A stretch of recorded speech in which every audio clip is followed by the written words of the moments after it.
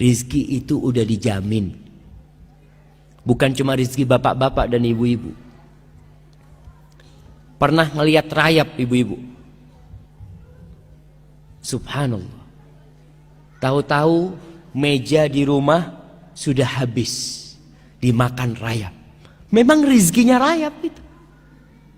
Nah, Allah mengatakan di dalam surah Hud ayat 6, "Wa ma min dabbatin fil ardi illa 'ala Allahi rizquha wa ya'lamu mustaqarraha wa mustawda'aha kullun fi kitabim mubin."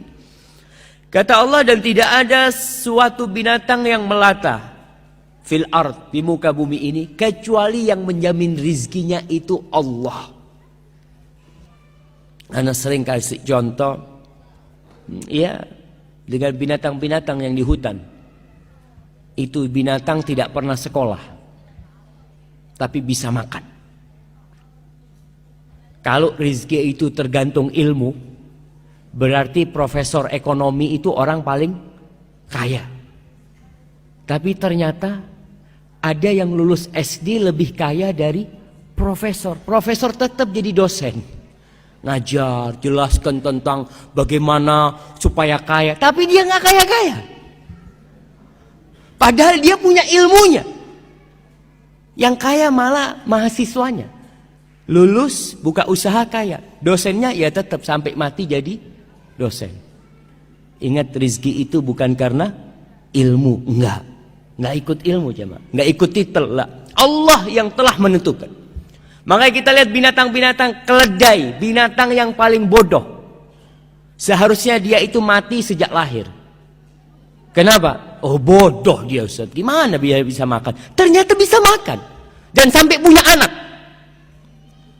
Mungkin antum berpikir, Masya Allah, masa anak takut? Ada orang yang takut mau kawin. Keledai nggak pernah takut kawin jemaah. Nggak pernah mikir nanti gimana anak-anak makan apa. Nggak ada. Allah udah jamin. Wa ma min dabbatin fil ardi illa 'ala Allahi rizquha. Dan rizki ada yang dari langit, ada yang dari bumi. Kita nggak tahu rizki kita lewat mana, kecuali ketika rizki itu sudah sampai. Karena rizki itu rahasia Allah. Bapak-bapak, ibu-ibu, kok bisa tahu rizkinya ada di Qatar? Baca di kitab mana? Saya kayaknya rizkinya di Qatar, tulisannya di sini. Berangkat ngaca. Yang ada setelah sampai Qatar, oh ternyata rizki ana di sini. Setelah sampai, wa ma tadri nafsun madza taksibu ghada. Nggak tahu orang itu apa besok yang akan dia dapat, nggak tahu. Tapi setelah kita dapat, kita tahu. Ada kisah Asmu'i atau Asma'i. Dia salah seorang sastrawan yang begitu handalnya. Suatu hari dia keluar dari kampungnya, ketemu sama orang Badui. Ditanya sama orang Badui ini, "Man anta?" Kau siapa? Sambil naik ontanya nih. Asmu'i juga naik onta. Qala min bani Asmu, aku dari Asma.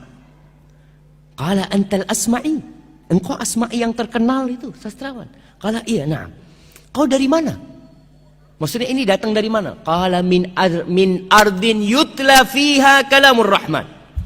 Aku baru datang dari sebuah kampung yang di situ dibacakan firman Allah Subhanahu wa taala. Orang Badui, nggak pernah sekolah, nggak pernah belajar, tapi muslim dia. Cuma ilmunya kosong. Maka dia bertanya, "Alir rahmani kalamun yatluhu adami?" Apakah Allah itu yang Maha Pengasih Ar-Rahman itu memiliki firman yang dibaca oleh anak Adam? Qala na'am. Iya. Coba kau bacakan. Kepingin dengar Al-Quran. Selama hidupnya tidak pernah dengar Al-Quranul Karim. Lalu Asma'i membacakan surat Adz-Dzariyat.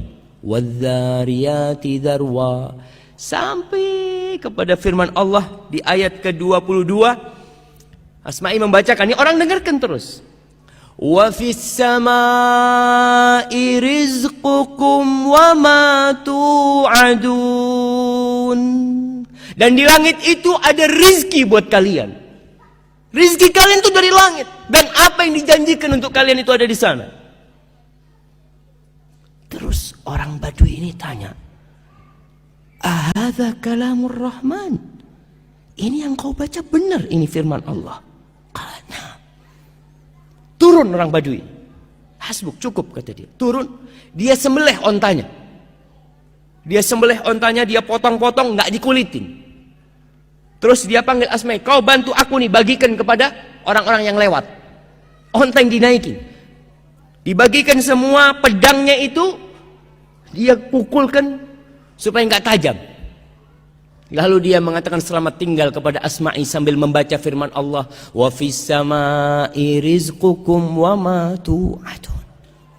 Yakin kalau rizki itu dari Allah Jalla Jalaluh, bukan dari bos, bukan dari atasan, bukan dari suami. Karena terkadang ada wanita-wanita ketika diceraikan hidupnya jadi melarat. Karena dia berpikir, anak kalau cerai ini siapa yang ngasih makan anak? Allahu Akbar. Engkau muslim, engkau mukmin, nggak pantas bertanya seperti itu. Kau ketika di perut ibumu, siapa yang ngasih makan engkau? Kau belum bisa bergerak, belum bisa berdoa, belum bisa berusaha, tapi Allah sampaikan itu makanan ke dalam. Maka Badui ini pergi jamaah, meninggalkan kata Asma'i. Ajib, kata dia. Aku berulang kali baca ayat ini, tapi tidak membekas di hatiku. Tapi ini orang Badui pertama kali dia dengar, langsung menumbuhkan keimanan. Dan kita tahu itu salah satu khasiat kalamullah. Idza tuliyat alaihim ayatuhu zadathum imana wa ala rabbihim yatawakkalun. Tuh, orang-orang beriman apabila dibacakan kepadanya ayat-ayat Allah, bertambah keimanan mereka. Dan mereka bertawakal kepada Allah Jalla Jalaluh. Kita kadang-kadang enggak. Kita baca biasa aja. Maka kita perlu belajar dari orang Badui itu. Apa yang menyebabkan keimanan itu bisa tumbuh di dalam hatinya? Maka para jamaah, rizki ada yang dari langit, ada yang dari bumi. Di surat Al-A'raf ayat 10 Allah mengatakan, walaqad makkannakum fil ardi wa ja'alna lakum fiha ma'aish.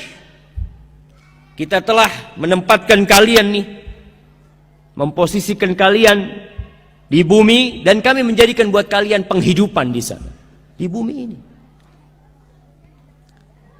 Dan ingat, rizki itu telah dibagi, nggak akan tertukar. Rizki itu bukan sandal. Kadangkala kita pulang dari masjid sampai rumah,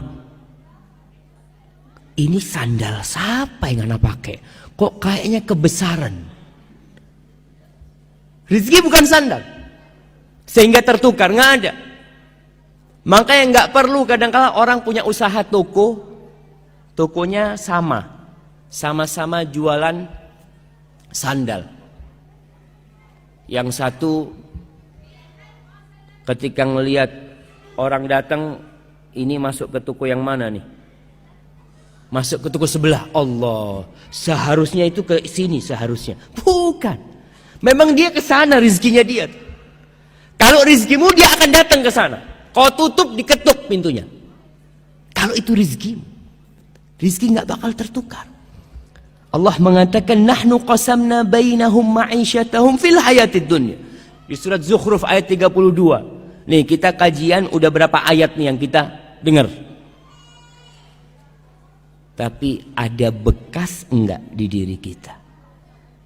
Kadangkala enggak. Maka kalau belum ada bekas, ayatnya ditulis, pulang dibaca. Mungkin penjelasan Ustadz kurang lengkap, kurang sempurna sehingga tidak membekas di dalam jiwa. Maka antum perlu untuk baca lagi. Baca tafsir Ibnu Katsir, baca tafsir At-Tabari. Apa yang mereka katakan tentang ayat yang dibacakan tadi? Kata Allah, kami yang membagi di antara mereka penghidupan mereka. Fil hayat, Allah yang bagi. Para jamaah, kalau pembagian rizki itu diserahkan ke Bapak Dubes umpamanya. Kira-kira antum dapat semua enggak?